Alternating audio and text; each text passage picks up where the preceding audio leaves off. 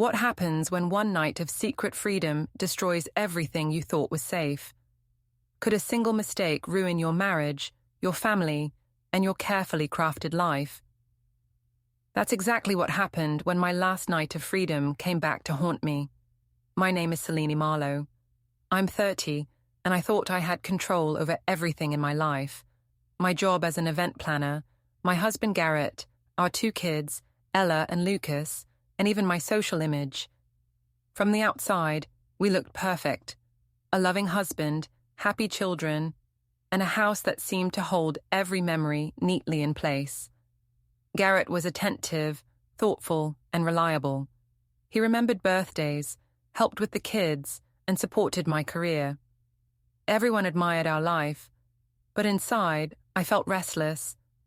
Routine dinners, predictable conversations, and endless chores made me feel trapped. Work became my escape, a place where I could feel alive again. That's when Theo, a co-worker and former flame, entered the picture. He noticed me in ways Garrett hadn't in months. His attention was flattering, exciting, and dangerous. My friends and family, especially my sister Maris, encouraged me to enjoy myself, to explore, to be seen. I told myself it was harmless fun, a reward for my hard work, and a reminder that I was still desirable. Garrett's steady presence began to feel stifling, and I started to justify small deceptions. It all led to one night I called my last night of freedom. I told Garrett I was going out with friends. I smiled, kissed him goodbye, and lied about my plans. I was supposed to be safe, in control, untouchable. I didn't realize that in a single evening, my choices would unravel everything I had built, and that the thrill I craved would become the beginning of a chain of events I could never undo. Before we dive deeper into this story, I have one small request. Please subscribe, drop a like, comment, and hit that hype button to boost this channel so more people can discover these incredible stories. I told Garrett I was going out with friends Friday night. I kissed him on the cheek, smiled brightly, and said I'd be back by midnight. He barely looked up from his work and nodded. That was all the confirmation I needed. To him, I was going to a simple social gathering. To me, it was something entirely different. I wasn't just meeting friends. I was planning to see Theo, a former flame, and now a co-worker. I convinced myself it was harmless, a little thrill, just a spark to remind me that I could still be wanted. The bar was cozy, dimly lit, with a corner that offered privacy. My friends were already there, drinks in hand, laughing at stories from the week. I joined them, tossing in my own anecdotes, laughing a little too loud, and smiling just right to look effortlessly charming. My heart raced with anticipation. I glanced toward the door repeatedly, imagining Theo arriving. Every look at my phone, every small sip of my drink, reminded me of the secret I was keeping. Then I saw him. Theo leaned against the wall, casual and confident, scanning the room until our eyes met. I smiled, pretending I was just noticing an old friend, and slid into the booth across from him. Our conversation began with casual questions about work and life, but quickly, the atmosphere shifted. Every laugh, every glance, every subtle touch of hands across the table sent a thrill through me. I told myself it was innocent. It was only attention, only excitement, only fun. My friends laughed at our banter, and I basked in it, careful to keep the rest of the table oblivious. I was the center of attention, admired, clever, in control. The more Theo leaned in, the more I felt powerful, alive, irresistible. I rationalized everything. Garrett had no idea. Nothing was permanent. It was only one night. I had the freedom to explore this thrill without consequence. Or so I thought. Then my phone buzzed. Garrett calling. My chest tightened. I picked up, smiled, and explained casually that I was with friends, having a drink. He paused, his voice calm but steady, asking me to be safe and that he'd text later. Relief mixed with excitement pulsed through me. I had lied successfully. He was unsuspecting. The thrill doubled. Theo's hand brushed mine as he reached for a napkin. I didn't pull away. The subtle touch was enough to send a shiver through me. I leaned in slightly when he leaned closer, letting the tension build, letting the excitement grow. I laughed at his jokes, relived old memories, and let the sparks between us feel significant. Every glance, every small movement was intoxicating. Hours passed. The bar grew quieter, the night deeper. My friends were tipsy, carefree, unaware of my true intentions. I realized how carefully I had orchestrated this evening. The lie to Garrett, the charm in front of friends, the secret thrill of Theo's attention. I was convinced I was untouchable, clever, safe. But then the door opened, and a man I hadn't expected stepped in. Garrett. My stomach dropped, my heart raced. The control I had believed I held was gone in an instant. All the cleverness, all the planning, all the manipulation, it didn't matter anymore. Garrett was here, and for the first time that night, I realized that the consequences of my choices were about to start. The days after that night were electric, though I convinced myself everything was under control. I told Garrett it was just a night out, just fun with friends, but inside, the thrill of seeing Theo lingered, and I craved it again. Work became the perfect excuse. Meetings, coffee breaks, and small errands allowed me to be near him, to hear his laugh and feel the attention I had missed. I told myself it was harmless. It wasn't cheating, just a reminder that I still mattered, that I still had power. I began arriving at the office early, just to see him first. Our greetings were casual, polite, but every glance lingered a fraction too long. I let him lean closer when we reviewed documents, laughed slightly too loudly at his jokes, and let my attention seem more than casual. Every moment felt like a small victory. I told myself I could stop any time, but with each passing day, stopping felt less urgent. Text became our secret bridge. "Do you have the notes from yesterday?" I'd ask, or "Can we review this together?" But they stretched late into the evening, often wandering into memories, teasing, and inside jokes from college. Every ping from Theo made my heart race. I justified it to myself as harmless fun, a private thrill, a way to feel seen. Garrett trusted me. He thought I was working late, focused on my projects. That ignorance only fueled the excitement. Lunches became routine, disguised as work meetings. A casual coffee down the street turned into our daily ritual. We laughed, teased, and shared small secrets. I convinced myself it was fine. Nothing serious was happening. No lines were being crossed. But each glance, each touch of a hand or leaning closer, made me forget caution. I was intoxicated by the thrill of being noticed, the rush of attention, the excitement of bending the rules. Even Garrett noticed small changes. He asked casually why I was staying late so often, or seemed distracted at home. I smiled, shrugged, and said it was work, that I had extra deadlines. He didn't press further, trusting me. That trust, once comforting, now felt like an opportunity to push boundaries. I rationalized my actions, convincing myself that it wasn't betrayal. It was a temporary indulgence, a way to feel alive again. My sister Maris became an unwitting accomplice. She encouraged me to go out more, to enjoy life, to seek attention. Her approval made me feel justified, that my small acts of rebellion weren't wrong. My mother Vivian echoed similar ideas, praising me for maintaining independence while handling family responsibilities. Their encouragement became ammunition for my rationalizations.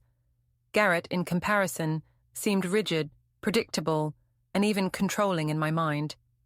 Every conversation with Theo, every text, every secret laugh confirmed my sense of power. One evening, Theo suggested a quick drink after work. I told myself it was harmless. The bar was quiet, dimly lit, and I felt the familiar rush as he approached. Conversation flowed effortlessly. I laughed more than I had in years, leaned slightly closer when he leaned toward me, and let the tension build. Every glance, every small movement made me feel alive, desirable, and untouchable. I convinced myself I was safe, that nothing could hurt me, but control is fragile.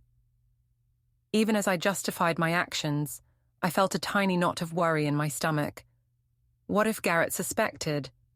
What if he followed me or discovered the truth? I pushed the thought away, focusing on Theo's gaze, the thrill of attention, and the rush of secrecy. Hours later, as I walked home, I felt that invisible thread tightening. My excitement had created a web, and I was already entangled.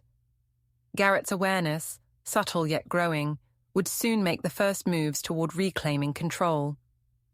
I was living in a fantasy of power and secrecy, unaware that the consequences were already gathering strength, waiting for the moment to strike. The following weekend, we were invited to a dinner at Clara's apartment. I told Garrett I was attending with friends, and he nodded, focused on work as usual. I had spent hours planning my outfit, my hair, my makeup. I wanted to look perfect, to command attention, and, secretly, to undermine Garrett without anyone realizing. It felt like a game. I had always been clever with social situations, and this was no different. The thrill of bending perception, of controlling how everyone saw me, was intoxicating. The apartment was warm, crowded with laughter and chatter. My friends were already assembled, wine glasses in hand, joking and gossiping. I joined them, laughing at their stories, adding my own anecdotes, and letting the group notice me first. Then I began steering the conversation toward relationships. It started subtly, commenting on challenges in marriages, how men sometimes failed to notice effort.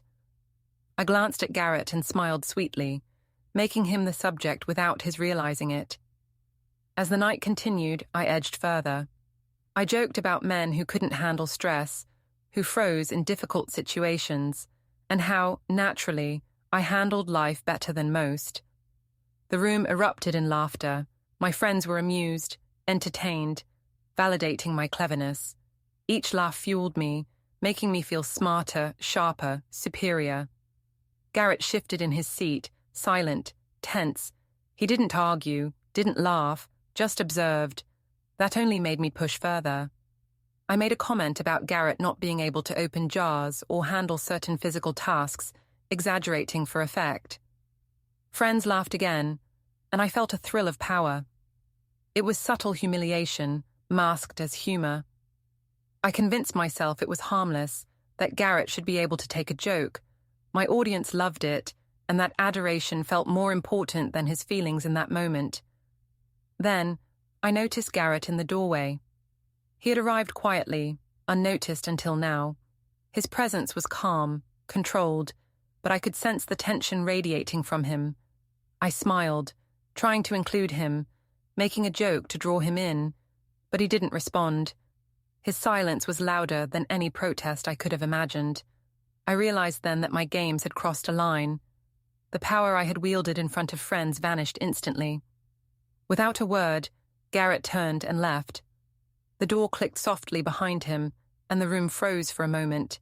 Friends exchanged uneasy glances. My sister Maris fumbled with her fork, unsure how to react. I tried to laugh it off, making another joke about his sensitivity, but inside, my heart was pounding. I had miscalculated. The control I had felt, the thrill of social dominance, slipped from my grasp in one quiet exit. I stayed for the remainder of the dinner, laughing at forced jokes, answering questions from friends who didn't notice the tension. Every smile felt hollow. My mind replayed Garrett's departure, the quiet authority in his movements, and the knowledge that my cleverness had failed in front of the person who mattered most. Later, walking home, I felt a mix of frustration and panic. I had planned the evening meticulously, intended to amuse, charm, and subtly assert my superiority. Yet Garrett's response had undermined everything. I tried to rationalize, blaming his overreaction, claiming he lacked humor, telling myself the dinner didn't matter. but deep down, I knew the balance had shifted. That night, the house was quiet. Garrett's side of the bed remained untouched, a silent reminder that my games had consequences. I sat alone, replaying every joke, every laugh, every subtle dig I had made. The thrill of power had disappeared, replaced by an unsettling awareness that the person I had humiliated publicly was already plotting, patiently, methodically, to regain control. My actions had consequences, and I had just glimpsed the first signs. The night that had started as entertainment ended as a warning. My freedom came with a cost I hadn't yet understood. The morning after the dinner, the house felt heavy and strange. Garrett's side of the bed was empty, his coffee untouched. The kids moved quietly, sensing tension without understanding it. I told myself he had simply needed space, that he would come around, that everything was fine. But as the hours passed, the pit in my stomach grew, and my confidence from the night before began to waver. I tried to keep the morning normal. I made breakfast, poured coffee, and asked Ella and Lucas about their plans for the day. I smiled, spoke brightly, and hid the nervous flutter in my chest. They watched me carefully, their small faces reflecting uncertainty. I forced myself to answer their questions with reassurance, even as the silence from Garrett made my words feel hollow. Every object in the house reminded me of him, his mug from last week, his neatly folded clothes, the quiet hum of his routines, and each one made me feel exposed. I checked my phone repeatedly, hoping for a message or a call, anything to suggest he was okay. Nothing. Each unanswered notification tightened the knot in my chest. I tried to rationalize it. Maybe he was busy, maybe he was processing his emotions. But the rationalizations didn't soothe me. The absence of confrontation, the lack of anger or shouting, made it worse. I realized that silence could be more powerful than any argument. Garrett wasn't reacting impulsively. He was gathering, observing, planning. I attempted to regain control. I texted him casually, smiling to myself as I typed, "Good morning, hope you slept well." No response. I sent a second message, pretending to be light-hearted. "Coffee later." Still nothing. My attempts to charm him, to manipulate the situation, failed completely. I felt a creeping panic, the first real fear I had experienced in weeks. My careful manipulations, my social charm, my ability to spin the truth, they were ineffective against someone who was calm, calculated, and deliberate. The children's presence made the tension sharper. Lucas tugged at my sleeve and asked when Daddy would return. Ella's eyes searched mine with silent questions. I smiled weakly, brushing off their concern. "He'll be back soon," I said, forcing cheerfulness. But inside, I knew it was more complicated. Garrett's absence wasn't a temporary sulk. It was a sign of the shift in power, a movement I could not influence with jokes or charm. By mid-morning, I discovered something that made my pulse quicken. Garrett had been quietly collecting evidence, texts, receipts, and financial documents. I froze, realizing the implications. He wasn't angry in the way I expected. He was strategic. Every step he took was deliberate and calculated. I had underestimated him completely. My games, my flirtations, my manipulations, they were all documented, all ready to be used in ways I couldn't control. I tried to explain, to justify, to charm my way out. "It's not what it looks like," I murmured to myself, imagining Garrett walking through the door at any moment. But I knew it was too late. He had already begun the methodical process of reclaiming control. My freedom, my thrill, my sense of power, it was slipping through my fingers. That afternoon, I sat in the living room, staring at the untouched coffee and the neatly stacked papers on the kitchen counter. My mind raced with excuses and rationalizations, yet none of them seemed to hold weight. The thrill of being clever and in control had vanished. Every laugh from the previous night, every clever dig at Garrett, replayed in my mind with a new edge. For the first time, I understood that actions have consequences. The night that had begun as fun, as a harmless indulgence, had already shifted the balance in our household. Garrett's silence, his careful observation, and the collection of evidence signaled that the consequences of my choices were inevitable. I had created a web, and now I was caught in it. The fallout had begun, and I was powerless to stop it. By the middle of the week, Garrett's calm resolve became impossible to ignore. He returned home quietly one evening, briefcase in hand, and didn't speak right away. Instead, he opened the case and began spreading documents across the kitchen table. My heart skipped.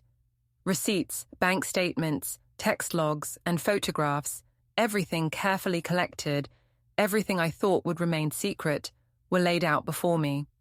I froze, pretending to pour myself a glass of wine, but inside, panic surged. This was not the outburst I had anticipated.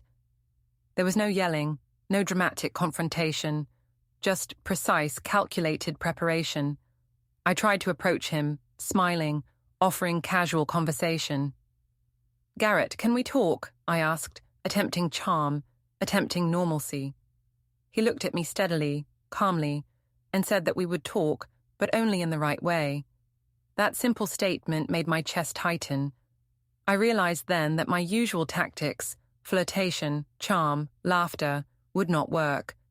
He was deliberate, methodical, and already several steps ahead. Over the next few days, his strategy unfolded. Garrett consulted a lawyer, quietly gathering evidence and preparing legal measures to protect the family and our assets. He documented every interaction, including my secret meetings and communications.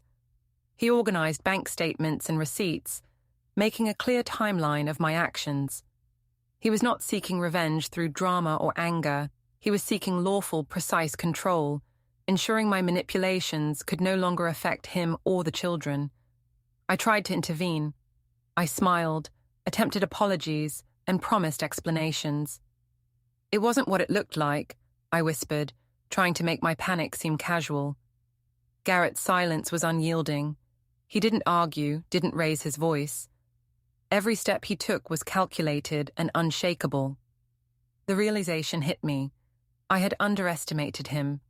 My clever lies, my flirtations, my manipulations, all were now powerless against a methodical, lawful strategy. I watched as he coordinated with his lawyer. Custody arrangements were planned to ensure Ella and Lucas would remain primarily with him. Financial advisors were consulted, ensuring that no impulsive actions of mine could disrupt the family's stability. Even small details were handled: school schedules, extracurricular activities, and routines for the children. Everything was precise, deliberate, and legally binding. My power, so carefully wielded in social and secret arenas, had no impact here. I attempted negotiation, trying to charm him, to delay, to shift the blame. I claimed stress, argued that my actions were harmless, insisted I had not intended real harm. But every document, every formal notice, every careful step he had taken rendered my excuses meaningless. I realized that for the first time, I could not manipulate the situation with words or smiles. Law, process, and planning had replaced social cleverness and charm.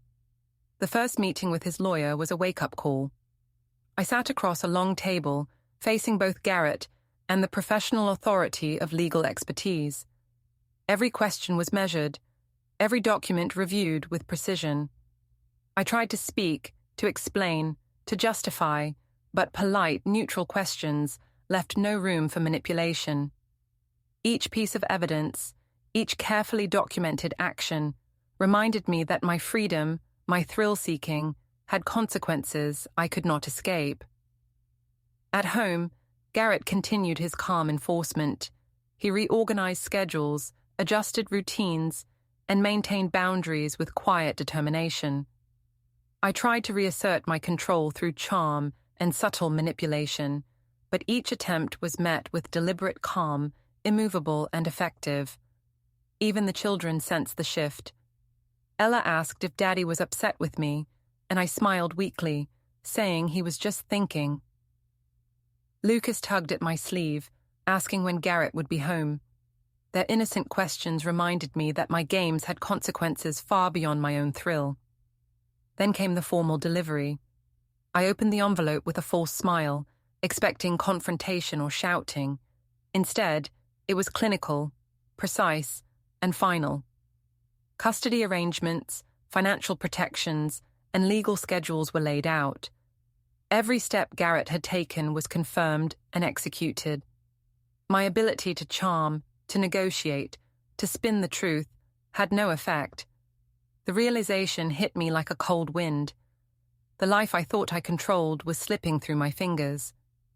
I sat alone that evening, the children asleep upstairs, the house quiet, except for the faint hum of the refrigerator. Papers were spread across the coffee table. Every receipt, every message, every evidence of my secret life stared back at me. Garrett had not needed to yell, had not needed public drama. He had acted methodically, calmly, and effectively. I was exposed, isolated, and powerless. For the first time in weeks, fear replaced excitement. I had thought I was clever, untouchable, in control. But Garrett's lawful, strategic actions proved otherwise. The thrill of seeing Theo, of manipulating friends and social situations, of bending perception to my will, all of it was meaningless against methodical planning, law, and careful execution. By the end of the week, I understood that the consequences of my choices were irreversible. Garrett had restored order, secured his dignity, and protected our children. My tricks, my manipulations, my clever lies had no place in the precise, structured world he had created. The thrill, the excitement, the illusion of control, all of it was gone, and I was left to face the reality that my last night of freedom had triggered a chain of events I could never undo. The morning the final legal documents arrived, I felt a knot in my stomach I couldn't shake. Garrett had been calm all week, precise and quiet, but now the reality of his strategy hit me fully. I opened the envelope with a trembling hand, half expecting an argument or shouting match, but instead found documents that were clinical, exact, and final. Custody arrangements, financial protections, and legally binding schedules stared back at me. Every move I had made, every lie, every flirtation, every hidden text had been noted, documented, and countered with methodical precision. The custody agreements detailed Ella and Lucas spending the majority of their time with Garrett. He had ensured their routines remained stable. School, extracurricular activities, bedtime schedules, even weekend visits were carefully arranged. The children's well-being was prioritized, and my presence, while allowed, was restricted to specific times and monitored circumstances. I stared at the paper in disbelief, realizing that the freedom I had taken for granted was no longer mine to dictate. My secret indulgences, my flirtations, my manipulations, they had all been rendered meaningless by his calm, lawful actions. I tried to speak, to explain, to plead. "Garrett, we can work this out," I murmured, hoping to soften him with charm, with words, with reasoning. He looked at me steadily, calmly, without a trace of anger. His expression was composed, deliberate. There was no reaction, no fight, no emotional eruption to manipulate. I realized then that I had lost any influence I thought I possessed. My cleverness, my charm, my ability to manipulate social situations, even my skill at deception, were powerless against careful, lawful strategy. Every document confirmed his precision. Financial protections had been put in place to ensure I could not make impulsive or reckless decisions that would endanger the household's stability. Bank accounts, shared assets, and bills were all organized in a way that left me with minimal control. I could no longer use money or resources as leverage. The freedom I had exploited, the thrill I had pursued at work, at social events, even in secret meetings with Theo, had all been neutralized. I looked at the custody schedule again, seeing my children's names and routines laid out in exact terms. Ella would spend school nights with Garrett, and weekends were carefully split, with clear drop-off and pick-up times. Lucas would follow a similar pattern. I felt a pang of guilt, a weight pressing down on me. I had thought my actions harmless, justified, even necessary for my own sense of excitement. But here was the stark consequence. My children were indirectly caught in my games, and Garrett's meticulous planning had ensured they remained protected. I tried to negotiate, to find loopholes, to charm my way back into some measure of control, but every attempt failed. Legal counsel had ensured every aspect was airtight. I could no longer use my wit, my persuasion, or my subtle manipulations to influence him or the situation. The realization was suffocating. The life I had taken for granted, the control I had believed I wielded, was gone. Garrett had reclaimed not just his dignity but the stability of our family, all without shouting, without dramatics, without a single public confrontation. I walked through the house, glancing at the children, who were unaware of the full extent of the legal maneuvers, but perceptive enough to notice the tension. Ella was quietly drawing at the kitchen table, Lucas stacked blocks in the living room, and I could see their innocence juxtaposed against the reality of what I had created. My actions had consequences, not just for me, but for the people I loved. The thrill of a secret night with Theo, the subtle power I thought I held over social situations, the sense of cleverness, it all dissolved into guilt and fear. Even my friends began noticing a shift. Texts asking why I was quiet or distracted filled my phone. I smiled, offered vague excuses about work, about stress, but I could feel the weight of exposure creeping into every interaction. No longer could I play the charming, witty manipulator. Garrett's lawful actions had exposed me in ways that social skills alone could not repair. The freedom I had chased, the thrill I had pursued, had led directly to my isolation. I remembered the nights at the bar, the laughter with Theo, the subtle touches, the glances, the feeling of being alive again. And now, confronted with these legal documents, I realized that each moment of thrill had been a thread in a web that Garrett had untangled with quiet precision. My manipulations, my attempts to make him appear inadequate socially, my little jokes and digs, they had all been neutralized by calm, methodical planning. I could not undo what was done. Garrett didn't celebrate. He didn't smile triumphantly or rub my failures in my face. He simply executed each step, restored his household, and reclaimed his dignity. The calmness of his approach was almost more terrifying than anger would have been. I was left facing the stark reality. I had overestimated my cleverness, underestimated his resolve, and ignored the consequences of my actions. By nightfall, the documents were filed, the orders in effect, the protections and schedules binding. Ella and Lucas went to bed as usual, unaware of the legal storm that had passed over their home. Yet their stability was preserved because Garrett had acted with foresight. I sat alone, papers spread across the coffee table, staring at the evidence of my miscalculations. The house was quiet, my tricks and manipulations impotent against the lawful authority he wielded. For the first time, I felt true fear. Not the fleeting panic from secretive meetings or social cleverness, but deep, heavy fear. The kind that comes from realizing the life you believed was under your control has been dismantled with quiet, lawful precision. Garrett had not needed drama, had not needed anger or public confrontation. He had regained control through methodical planning, law, and strategy. I understood then that my so-called last night of freedom had set in motion everything that followed. The thrill, the flirtation, the manipulation, all had led directly to the loss of control, the exposure of my secrets, and the restoration of Garrett's dignity and authority. I was powerless, isolated, and forced to confront the consequences of my choices. My games were over, and the reality of lawful justice had replaced every illusion of control I had ever held. In the silence of our home, I stared at the documents once more.